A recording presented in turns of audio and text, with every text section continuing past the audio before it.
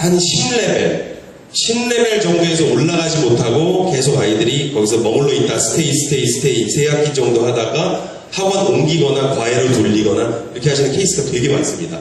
그게 너무 어린 나이에 아이들이 높은 단계로 올라가서 문제가 되는 경우가 많아요.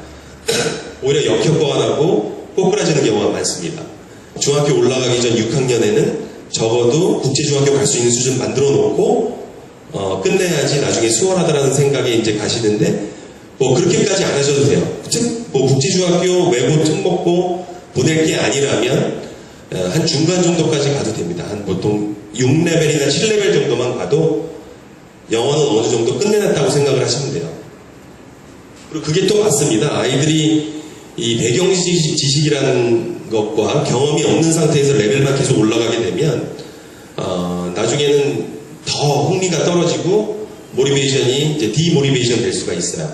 그래서 보통 그러면 13레벨 중에 어느 정도 레벨에 도달했을 때 아이들이 국제중학교, 뭐 외국에 나가는 스쿨링, 유학 이런 걸 가도 되느냐 봤을 때는 10레벨 이상은 돼야 됩니다. 10레벨 이상은 돼야 뭐 미국에 있는 어디 이제 초등학교를 가더라도 또는 중학교를 가더라도 원어민 수업의 전 과목으로 하는 원어민 그 수업을 70%에서 80% 정도만 이해할 수 있으면 큰 효과를 볼 수 있습니다. 단기간만 가도 1년도 보통 단기간이라고 해요. 예. 근데 보통 언어학자들이 얘기하는 것은 10개월을 얘기합니다. 10개월 정도는 있어야지 귀가 트이고 입이 트인다고 얘기를 해요. 근데 우리가 단순하게 그냥 입 트이는 정도, 자기 수준의 그 안에 한계가 있는 영어인데도 어머님들이 보시면 영어를 되게 잘하는 것 같다 갔다 왔더니, 근데 걔가 얘기하는 걸 들어보면 수준은 아주 미칩니다. 자기가 할 수 있는 그 바운더리 한계에서만 영어를 잘하는 거지 그 이상이 아니에요. 그래서 라이팅을 써봐라, 논리적으로 비판적 사고를 가지고 얘기해봐라, 이렇게 했을 때는 굉장히 유치한 단어와 영어를 많이 씁니다. 근데 그게 잘하는 게 아니고 사실은 장기적으로 아이들이 롱런하기 위해서는 아카데믹한 부분이 많이 향상이 돼야 됩니다.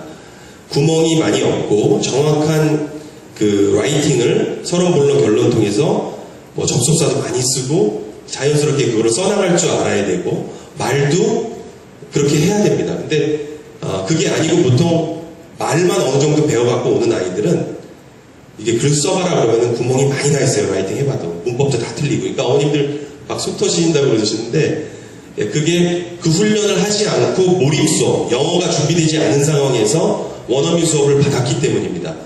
마치 영어가 잘하는 것 같고 경험은 좀 많았고 원어민 애들이랑 친해서 리스닝하고 스피킹은 는 것 같지만 사실 뚜껑을 열어보면 그렇지 않다는 거예요. 그래서 아직은 준비가 되어 있지 않은 아이들은 ESL 학생으로 분류해서 레벨별로 자기 수준에 맞게 공부하는 것이 훨씬 더 효과적이라는 것이에요.